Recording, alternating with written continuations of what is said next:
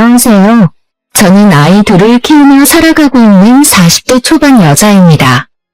저는 밤낮 없이 일할 때가 많은데 매일 이곳에 재미있는 사연 들으며 일하다 보면 시간도 금방 가고 친구가 옆에서 말해주는 기분이라 참 좋아요. 누구나 가슴속에 말 못한 사연 하나씩 품고 있기 마련이잖아요.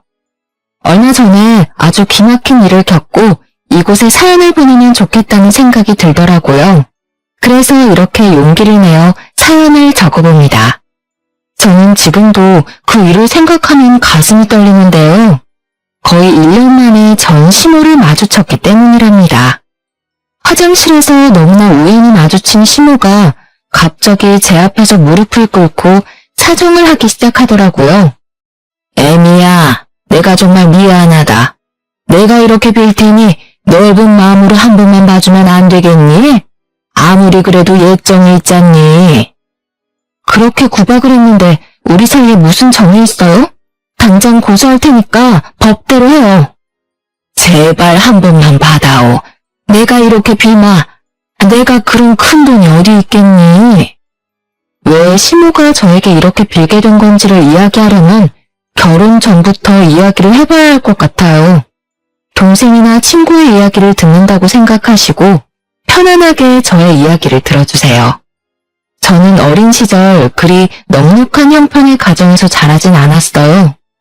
부모님도 항상 바쁘게 일을 하셨기에 동생과 집에서 둘이서만 있는 날이 흔했죠. 그래서 은연중에 나중에 아이가 생기면 옆에서 같이 있어주는 엄마가 되고 싶다고 생각을 했던 것 같아요. 저는 일찍부터 격리로 사회생활을 시작했는데 같은 공장에서 생산직으로 일하던 남편을 만나게 되었죠. 2년 정도 공개 아닌 공개 연애를 하다가 자연스럽게 결혼까지 흘러가게 된 것 같아요.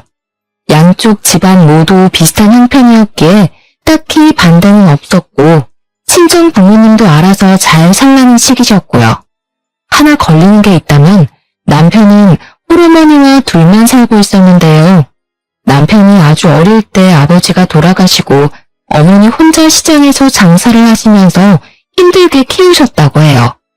그래서 둘이 사이가 아주 좋고 남편도 자기 어머니라면 아주 꿈뻑 죽더라고요. 저는 첫째 아이가 태어날 때까진 같은 공장에서 계속 일을 했다가 아이를 돌봐야 했기에 전업주부로 지내게 되었어요. 사실 20대 초반부터 계속 일을 했어야 해서 집에서 하루 종일 혼자 있으니 처음엔 좋더라고요. 물론 아기를 키우는 게 너무 힘들어서 그런 여유를 즐길 사이는 없었지만요. 남편은 3교대로 일을 다녔기 때문에 육아는 전혀 손도 대지 않았어요. 아이 기저귀 한 번도 갈아준 적이 없답니다. 성격도 좀 가부장적인 면이 크고 워낙 잠잘 시간도 부족한 걸 알기에 웬만하면 제가 다 하려고 노력하며 살았어요. 남편이 밤에 일하게 되면 삼시세끼를 다 차려줬어야 했는데 육아에 집안일까지 너무 힘들더라고요. 매일 고기 반찬은 하나 올라와야지. 또 계란을 해며 하나밖에 없는 남편이 밖에서 돈도 벌어다 오는데 반찬이 이것뿐이야? 나 아기 때문에 잠도 거의 못 자는 거 알잖아. 지금 손목도 너무 아파서 프라이팬도 못 들겠어. 재료 손질할 시간도 없다고. 야, 손목이 삔 것도 아닌데 왜 요리를 못해? 그리고 너 집에서 편하게 놀기만 하면 되는데 왜 손질할 시간이 없냐? 아주 세상 편한가 봐? 맨날 애 핑계만 대면 다야. 남편 밥은 제대로 하고 놀아야 될 거 아니야. 놀긴 뭘 놀아. 애 보는 게 얼마나 힘든지 알아?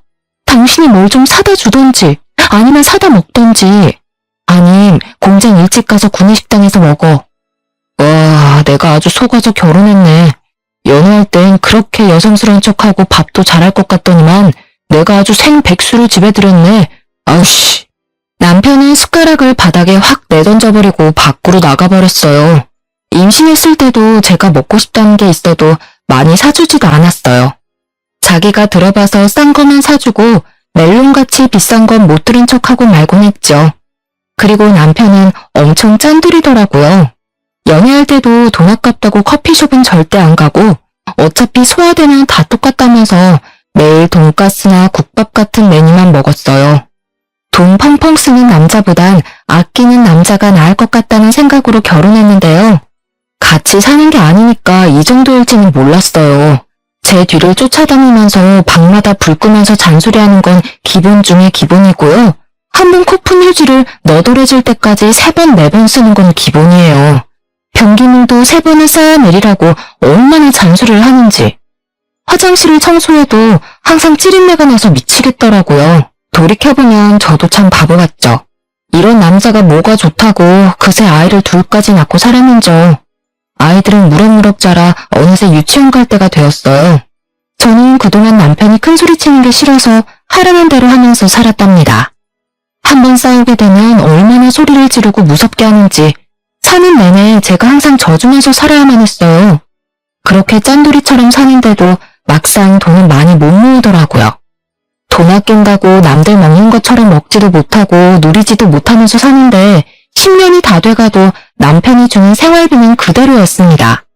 여보, 이제 애들 유치원도 다녀야 되는데 생활비 좀 올려줘. 한 달에 50만 원은 정말 너무 적어. 애가 둘인데 더 아끼겠다는 생각을 해야지 더 쓸 생각을 해? 당신도 지금보다 좀 더 아껴 쓸 궁리를 좀 해봐. 우리 엄마는 그렇게 가난한데도 아끼고 아껴서 나 키웠어. 당신은 왜 못해? 내가 당신 어머니야? 그리고 지금 시대가 같아? 언제적 얘기를 하는 거야. 요즘 물가가 얼마나 올랐는지 당신이 마트에 좀 가보라고. 참나, 마트가 비싸면 재래시장에 가서 장을 봐. 맨날 편하게 마트만 다니려고 하지 말고. 아, 장모님은 뭐 김치 같은 것 좀 해서 안 보내주신대? 우리 엄마 요즘 무릎 아파서 고생하는 거 몰라서 그래? 그러니 어머님은 가까이 사시면서 도와주시는 것도 없잖아. 당신이 가까이 사는 어머님한테 부탁을 해봐봐. 우리 엄마는 이제껏 나 키우느라 고생만 했는데 또 반찬 해나르면서 고생만 하라고? 넌 우리 엄마가 만만하냐? 어찌나 자기 엄마 이야기만 나오면 부르르 떠는지. 누가 보면 제가 시어머니 휴이라도 본 줄 알겠어요. 남편이 월급을 관리하기에 저는 확실히 얼마를 벌고 저축을 하는지도 전혀 알지 못했죠. 가끔 물어보면 자기가 다 알아서 한다면서 딱 잘라버리더라고요. 그날 밤 일을 마치고 온 남편이 아주 좋게 기분 좋게 웃으면서 들어오더라고요.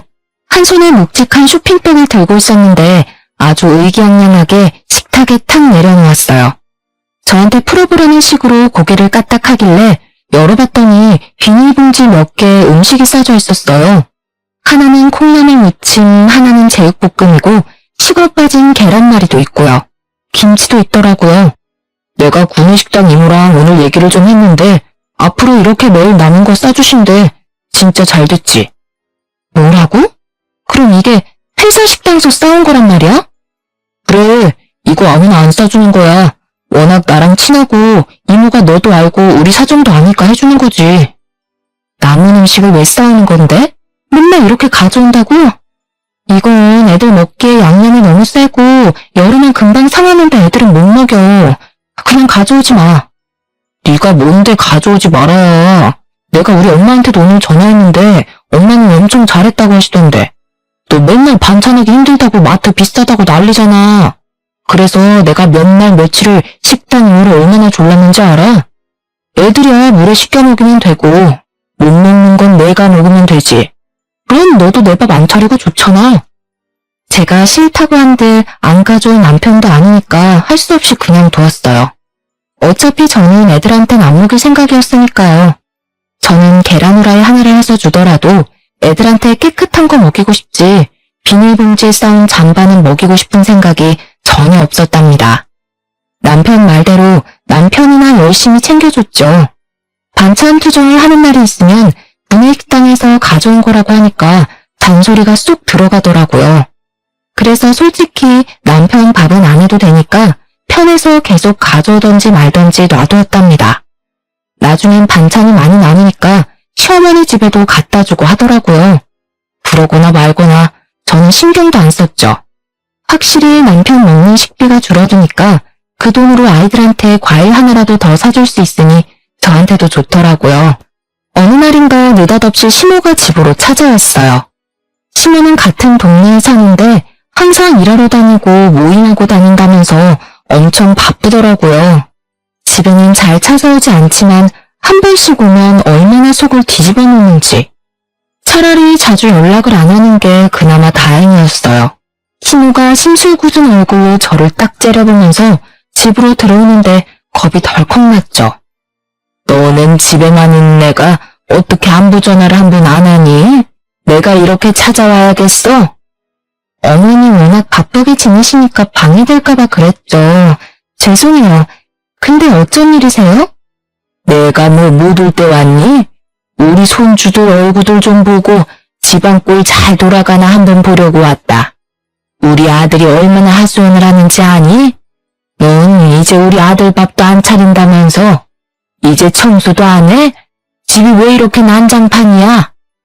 애들이 있으니까 치워도 장난감이 계속 나오네요. 이해 좀 해주세요. 시모는 못마땅한 얼굴로 소파에 앉더라고요. 얼마 지나지 않아 남편도 퇴근하고 돌아왔죠. 알고 보니 둘이 미리 연락을 하고 시모가 집에 온 거였더군요. 오늘 식당에서 엄청 맛있는 거 나와서 따뜻할 때 같이 먹으려고 내가 엄마 불렀지. 무려 소불고기가 나왔다니까. 여보, 얼른 밥 좀 차려. 둘이 얼마나 맛있다면서 개걸스러 먹는지 보고 있던 제 입맛이 달아나더라고요. 보기 싫어서 TV를 보는 척 거실로 나왔답니다.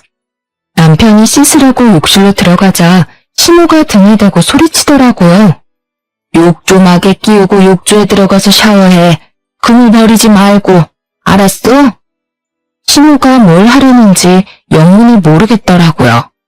남편이 다 씻고 나오니까 시모가 말하는 게 가관이었어요.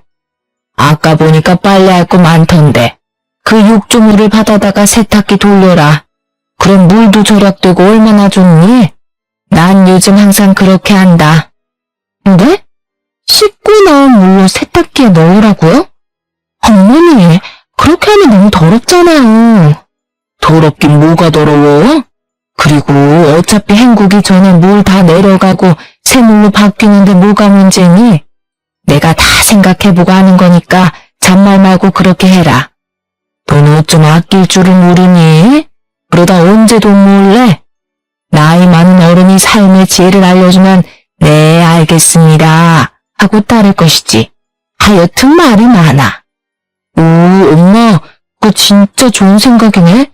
역시 우리 엄만 똑똑하다니까. 남편이 신나서 욕조물을 퍼다가 세탁기에 붓더라고요. 저는 보기만 해도 역겨워서 토악질이 나올 것 같았어요. 물을 아끼면 얼마나 아낀다고 저런 짓을 하고 있는지 두 모자가 이해가 안 되더라고요.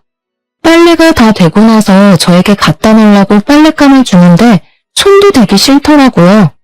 결국 혀를 차던 남편이 스스로 빨래를 널었습니다. 그런 남편을 시모가 곱게 볼 리가 있겠습니까?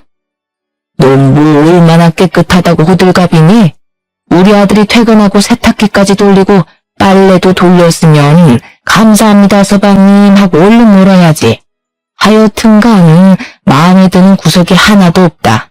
그리고 앞으로 아들이 저녁에 씻고 나오면 목욕물은 항상 재사용하거라. 세탁할 게 없으면 그 물로 애들을 씻기던가 너 씻던가 하라고.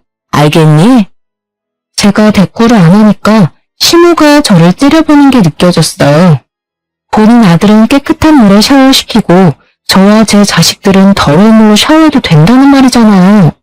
절대 그렇게 할 생각이 없었기에 싫다고 말하려 했지만 제가 왜 그렇게 해야 돼요? 라는 한마디에 2절, 3절, 아니 10절도 가능한 시어머니였기에 그냥 알겠다고 대충 말하고 넘어갔습니다. 꽤 늦은 시간이었어요. 이제는 좀 가실 줄 알았는데 안 가고 소파에 가만히 앉아있더라고요. 딱 봐도 뭔가 할 얘기가 있는 것 같았죠. 애미야, 내가 다음 달에 계모임에서 여행을 간다는데 지금 다 예약을 해야 한단다. 80만 원이라는데 네가 좀 여행사 이체 좀 해라. 네? 80만 원이요? 아, 저희 생활비도 모자라서 매달 간신히 살아요. 당장 그렇게 여윳돈은 없어요. 그리고 저도 생활비 받아서 쓰는걸요.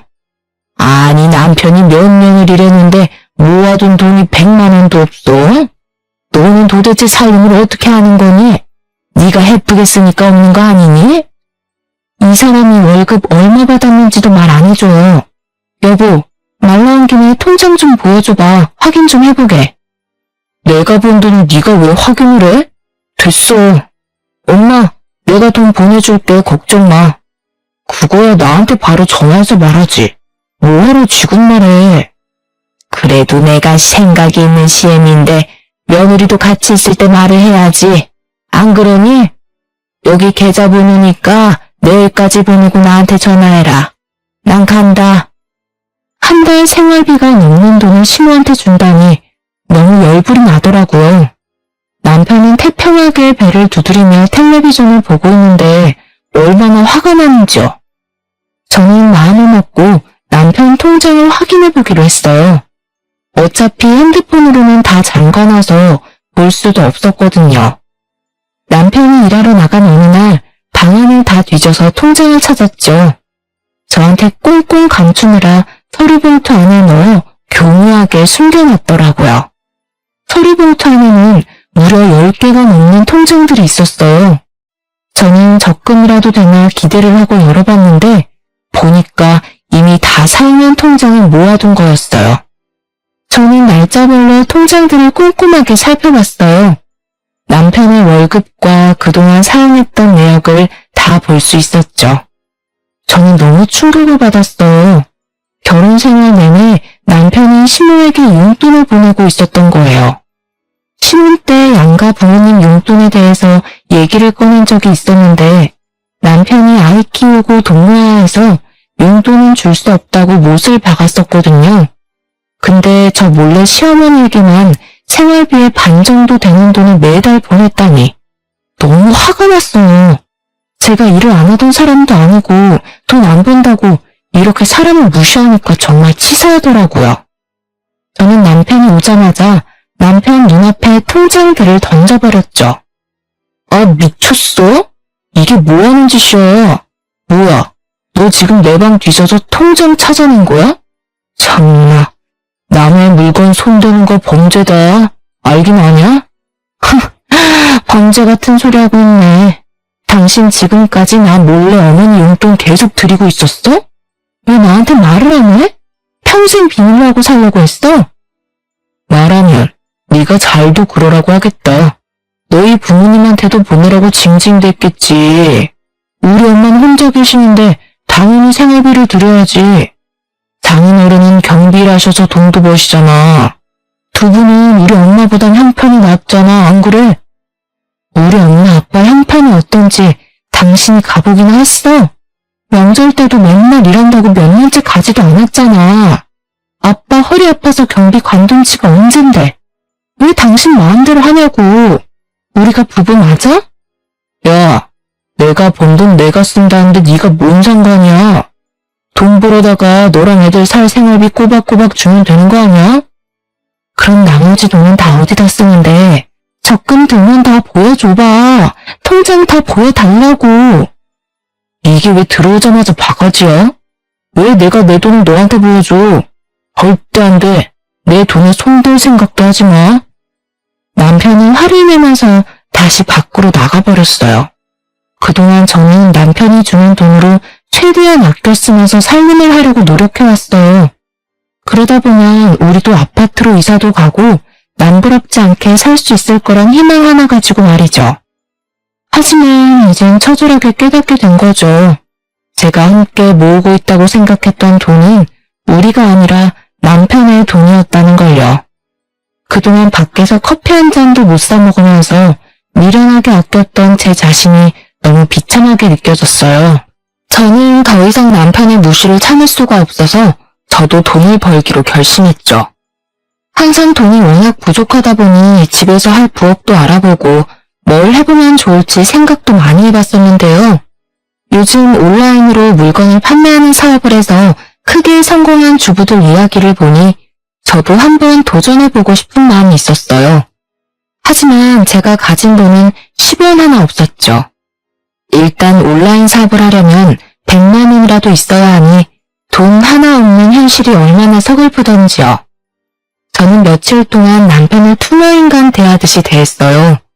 어차피 남편 밥은 안 하니까 혼자 차려 먹든지 말든지 쳐다보지도 않았죠. 저는 아이들과만 밥해 먹고 얘기하고 노니까 오히려 편하더라고요. 참다 못한 남편이 저에게 말을 붙이더라고요.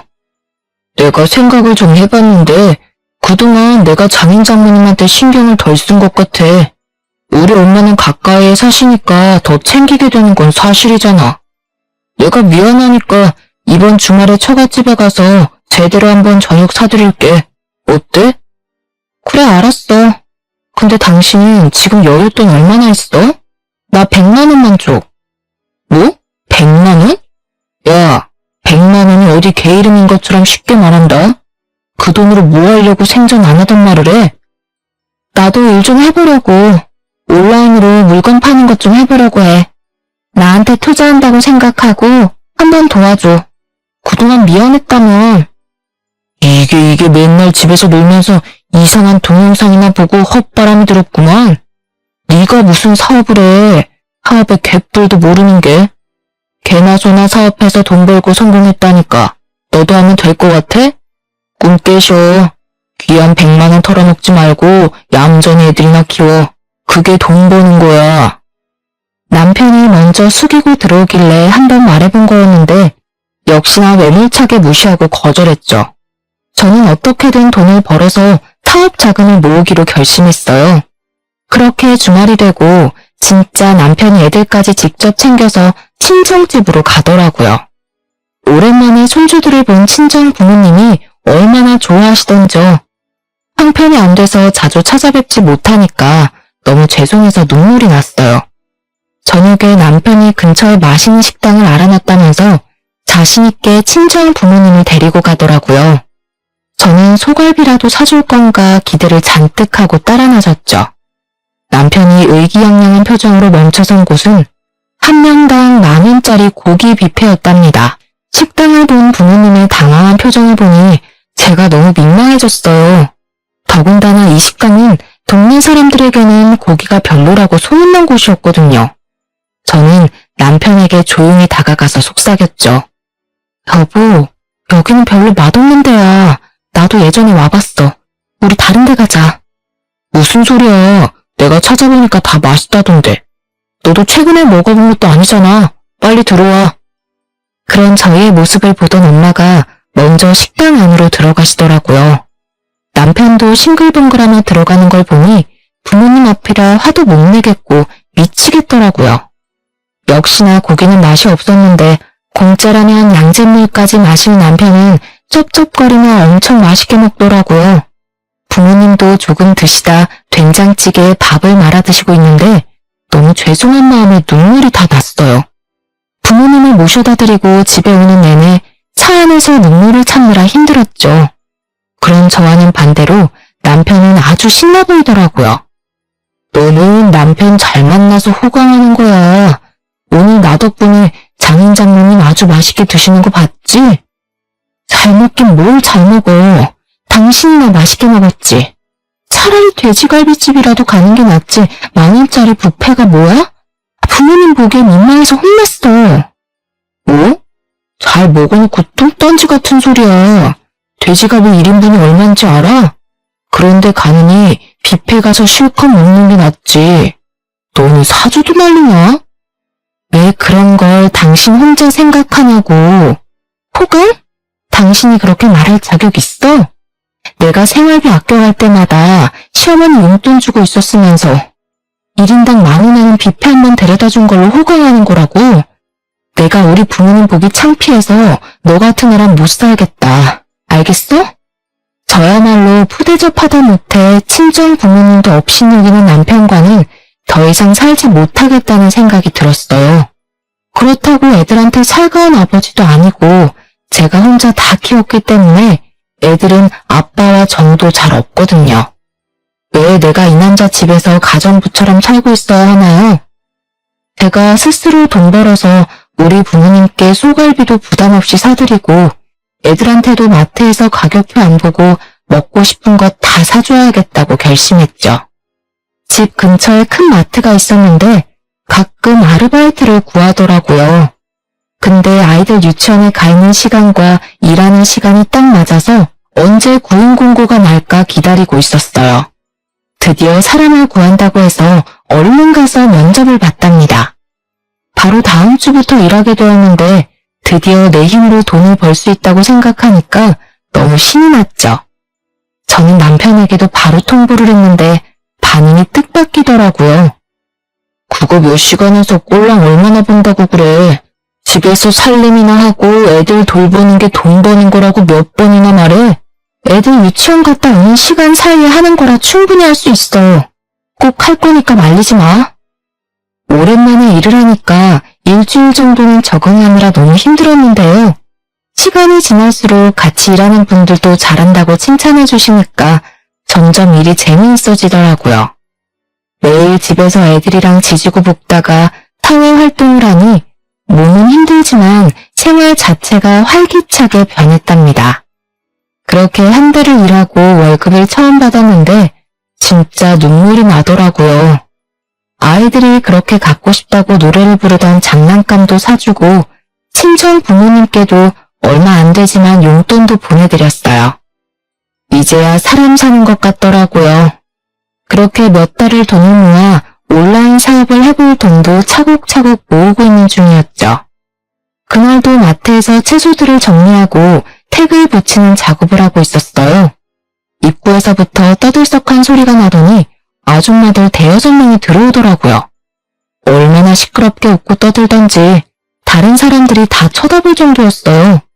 그런데 그 중에 시모가 있더라고요. 옷도 아주 화려하게 입어서 누가 보면 부잣집 사모님인 줄 알겠더라니까요. 항상 무슨 모임을 다닌다고 바쁘더니 저렇게 신나게 살았구나 싶었죠. 그래도 시모니까 인사를 해야겠다는 생각에 시모를 향해 눈을 계속 마주쳤어요. 기척을 느꼈는지 시모가 제 쪽을 돌아보고는 기함을 하며 놀라더라고요. 그러더니 친구들을 데리고 서둘러서 마트를 나가버렸답니다. 저는 제가 뭘 잘못한 게 있나 싶어 어리둥절하고 기분도 은근히 나쁘더라고요. 그날 저녁에 퇴근해서 애들과 밥을 먹고 있는데 초인종이 세게 울리는 게 아니겠어요? 역시나 신호가 고가한 눈빛을 하고 쳐들어오더라고요. 아니 너 무슨 일 한다고 하더니 그 마트에서 일하는 거였어? 저 보신 거 맞네요? 근데 왜 모르는 척 하셨어요? 야, 그럼 친구들한테 저 꼬질꼬질한 옷 입고 오이 나르는 애가 내 며느리라고 말하라는 거야? 내 친구들은 예전부터 다 네가 대기업 다니는 줄 아는데 누굴 망신 줄 일 있어? 왜 그런 거짓말을 하세요? 제 힘으로 당당하게 돈 벌고 있는 게 부끄러우세요? 마트에서 일하는 게 퍽이나 자랑스럽기도 하다. 아이고 오늘 시급했네. 돈 좀 번다고 아주 유세가 대단하다 얘. 무서워서 간다. 아이고. 신호가 쏘아붙이고 가버리는데 어이가 없더라고요. 정작 자기 아들은 지금까지 공장에서 일하는데 대기업 다니는 며느리가 웬 말인가요? 그러거나 말거나 수중에 돈이 있으니 마음 자체가 여유로워지더라고요. 남편이 생활비를 적게 주던 말던 신경도 잘 안 쓰게 되고 말이죠. 원래 남편은 핸드폰을 잘 들여다보지 않는 성격인데 요즘 따라 매일 핸드폰만 보고 있더라고요. 도대체 뭘 하나 궁금했죠. 돈이 아까워서 바람필 위인도 못 되는데 말이에요. 옆에서 헬기 보니까 주식 그래프 같은 걸 뚫어지게 보고 있더라고요. 당신 지금 뭐 하는 거야? 설마 주식하는 거야? 주식할 돈은 있고. 네가 이렇게 세상 물정을 모르니까 내가 말도 안 꺼내는 거야. 요즘 주식으로 돈 버는 사람이 엄청 많대. 공장 형들도 안 하는 사람이 없더라고. 나도 형들이 알려준 거 몇 개 샀는데 진짜 많이 올랐다니까. 그렇게 돈 좋아하는 사람이 아무것도 안 하고 돈이 쑥쑥 불어나는 걸 보니 얼마나 신나겠어요. 아주 얼굴에 화색이 돌더라고요. 제가 알기론 남편도 경제 개념도 잘 모르고 공부도 잘하지 못한 것 같은데 뭘 믿고 덜컥 주식을 한다는 건지 걱정이 되더라고요. 얼마를 투자하는지도 말 안 하니까 정확한 액수도 알 수 없고 말이죠. 그렇게 시간이 좀 흐르고 아주 싱글벙글해서 저한테 핸드폰을 들이밀더라고요. 이거 봐, 이게 이렇게 많이 올랐다고. 사실 자본이 클수록 더 많이 벌 수 있는 건데 아이씨 돈이 없으니까 얼마 벌지도 못해. 그러다가 다 날리면 어떡하려고 그래? 당신처럼 돈이라면 환장하는 사람이 그거 다 잃으면 감당할 수 있겠어? 부정타는 소리 하지도 마. 네가 주식에 대해 뭘 안다고 떠들어? 내가 생각해본 게 있는데 들어봐. 우리 어머니 집을 전세를 주고 그 돈을 좀 투자하면 어떨까 하는데 저 창고방 하나 남으니까 저기 깨끗하게 치워서 어머니랑 같이 살면 어때? 뭐? 말도 안 되는 소리 하지 마. 가뜩이나 내 식구 사는데 좁아 죽겠는데 어머니까지 모신다고? 아, 주식에 미쳐서 제정신이 아니네. 이건 절대 안 되는 일이니까 다시 말도 꺼내지 마. 남편은 거의 일주일 넘게 합가를 하자면서 저를 괴롭히더라고요. 다른 건 다 들어줘도 이건 절대 안 된다며 저도 완강하게 반대했죠. 그랬더니 다른 궁리를 하는지 더 이상 말은 꺼내지 않더라고요. 저는 온라인 사업을 할 수 있는 자금을 넉넉하게 모아놓은 상태였어요. 본격적으로 물건을 사보고 온라인에 올려보면서 저만의 사업을 시작했죠. 아이들 재우고 밤 늦게 시작해서 다음날 새벽까지 계속 일하는 날들이 늘어갔어요. 너무나 피곤했지만 일이 정말 재미있고 주문도 한두 개씩 들어오니까 신기하고 힘이 나더라고요. 남편이 알면 분명히 못하게 할 게 뻔해서 베란다에 택배 상자를 숨겨두고 남편이 없을 때 몰래 포장하고 택배를 보냈는데요. 주문량이 점점 늘기 시작하니까 택배 상자를 숨기기가 힘들어지더라고요.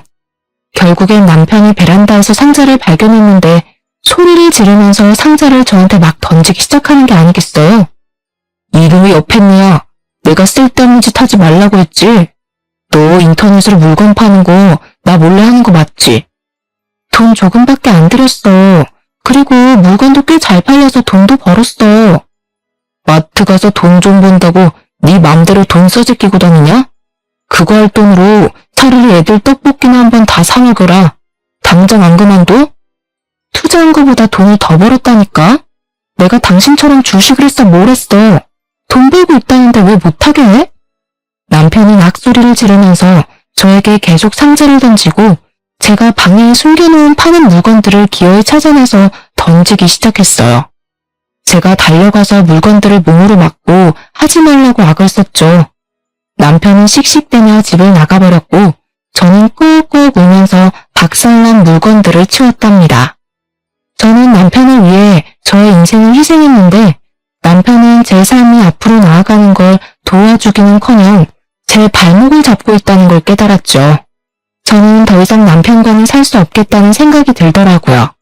더군다나 최근에 남편은 주식으로 돈을 엄청 잃은 것 같았어요. 매일 핸드폰을 보며 중얼거리고 눈이 벌게져서는 욕짓거리를 늘어놓았죠. 그러더니 기어말 소리를 늘어놓았답니다. 지금 물타기를 해야 돼. 집 좀 담보로 해서 돈을 빌려야겠어. 당신 진짜 미쳤어? 이 집 날라가면 우리 어디서 살라고. 절대 안 돼. 내 말 안 들으면 당장 이혼이야? 이 집이 내 명의인데 네가 뭔 권리로 안 된다고 하는 거야? 이혼? 네가 나랑 이혼하면 잘 살 수 있을 것 같아.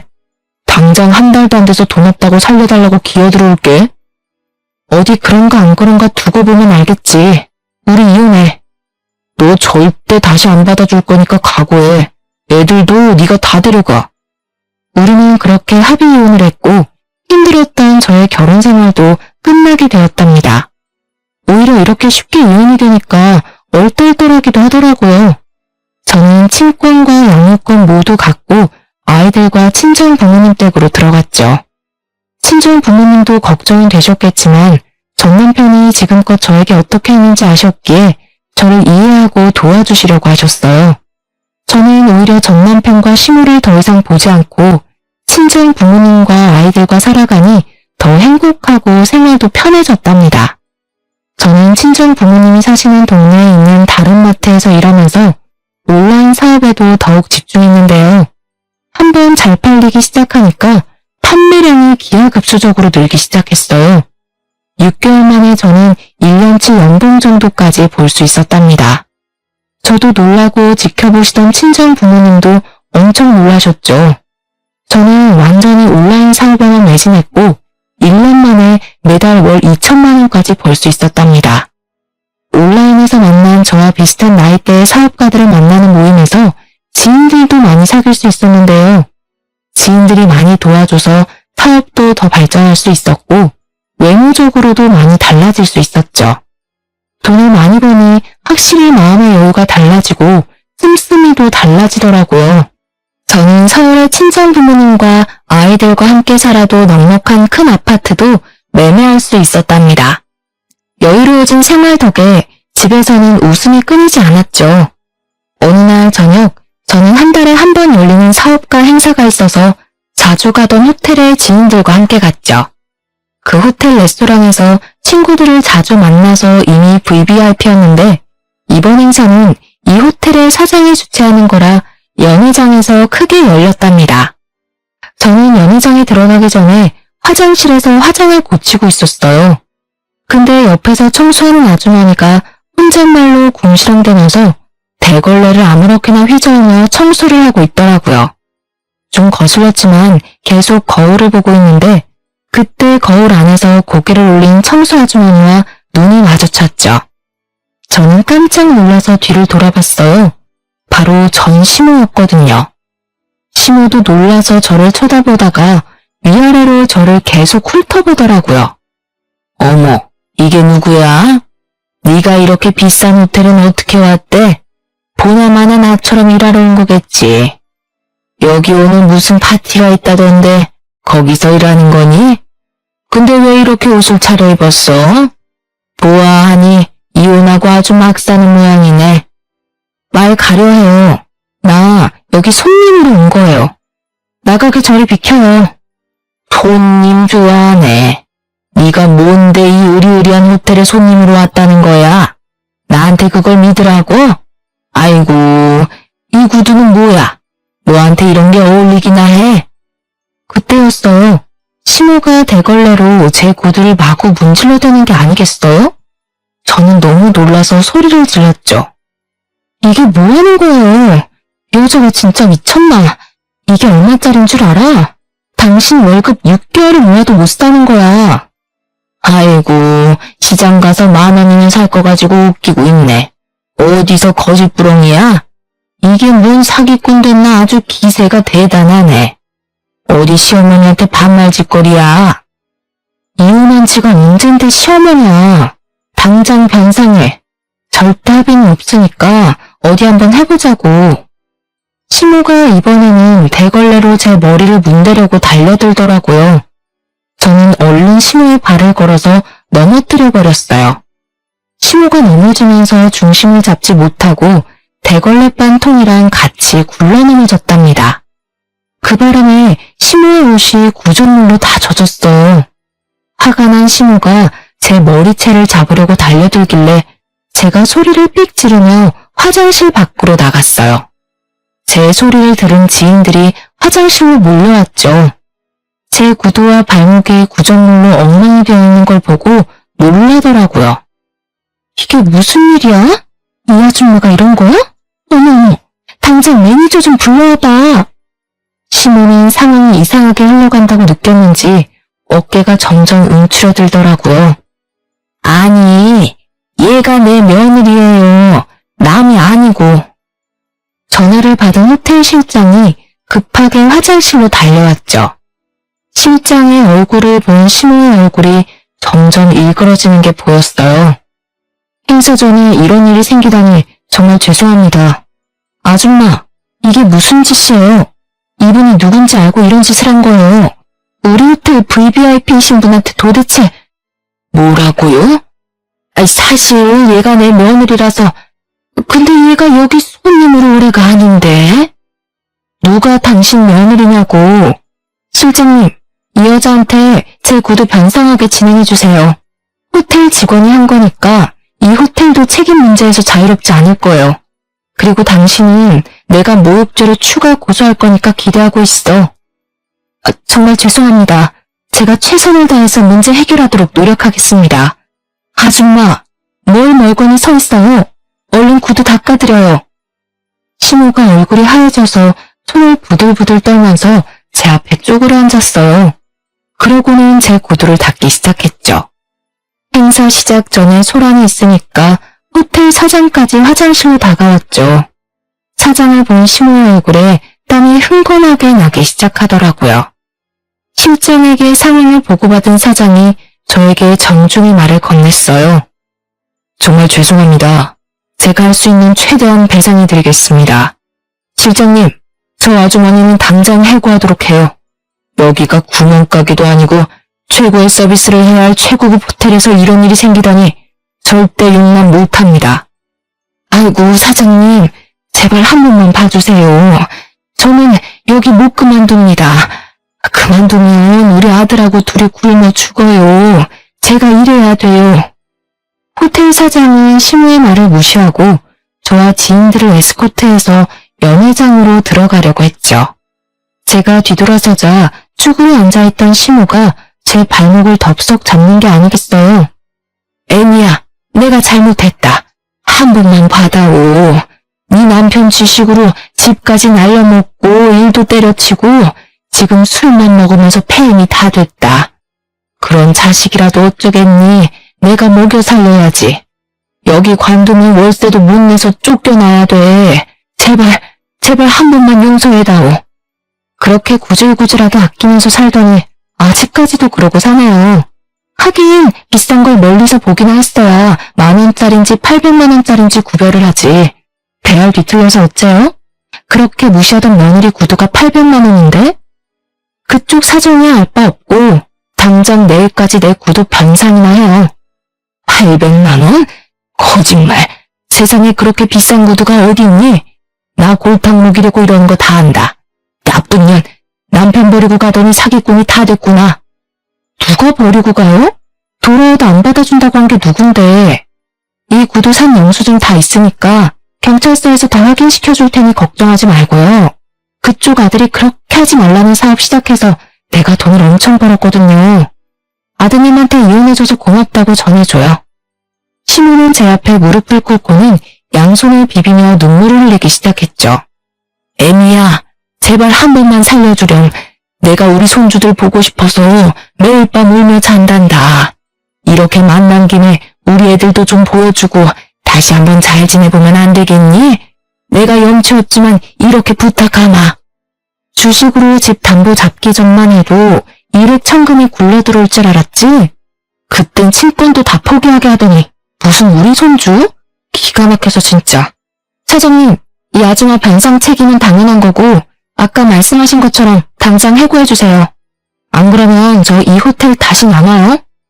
저는 엎드려서 울부짖는 시모를 차갑게 외면하고 사장의 사과를 연신받으며 연회장 안으로 들어가 버렸답니다. 살짝 뒤돌아보니 경비원들이 시모를 끌고 가고 있더라고요. 시모는 질질 끌려가면서도 계속 저를 부르며 소리쳤죠. 저는 다시는 시모 얼굴을 보고 싶지 않았기 때문에 모든 일을 변호사에게 일임해버렸어요. 저는 수월하게 구두 배상 비용은 물론이고 모욕죄로 합의금까지 청구해서 받을 수 있었죠. 시모가 변호사에게 한 번만 봐달라고 사정을 했다고 했지만 저는 절대 사정 봐주지 말고 법대로 하라고 못 박았답니다. 그 후로도 그 호텔에 자주 갔지만 더 이상 시모는 볼 수 없었어요. 저의 사업은 그 후로도 계속 상승선을 타고 있고 곧 다른 분야에도 진출할 예정이랍니다. 직원들도 많이 늘어서 너무나도 바쁜 나날을 보내고 있어요. 저는 제가 전업주부가 잘 어울릴 거라고 생각했는데 지금은 주변 사람들도 완전히 사업가 체질이라고 말을 하더라고요. 지난날에 저는 너무나 어리석게도 스스로 한계를 두고 살고 있었어요. 저도 소중한 사람이고 무궁한 가능성이 있었는데 제가 아닌 전 남편이나 아이들에게서만 그 가능성을 찾으려고 했던 것 같아요. 제 일을 하면서 더 나은 저 스스로의 미래를 꿈꾸는 지금이 정말 행복합니다. 너무 바빠서 아이들과 함께하는 시간이 많이 줄어든 게 가장 아쉽지만 친정 부모님이 저 대신 사랑을 듬뿍 주고 계셔서 한시름 덜고 있답니다. 사연을 들으시는 여러분들도 스스로를 믿고 어떤 일이든지 한번 해보고 싶은 게 있다면 도전해보셨으면 좋겠어요. 행운도 시도를 해보는 사람에게 찾아오는 법이니까요. 저의 기막힌 사연을 들어주셔서 감사합니다. 여러분도 모두 행복하세요.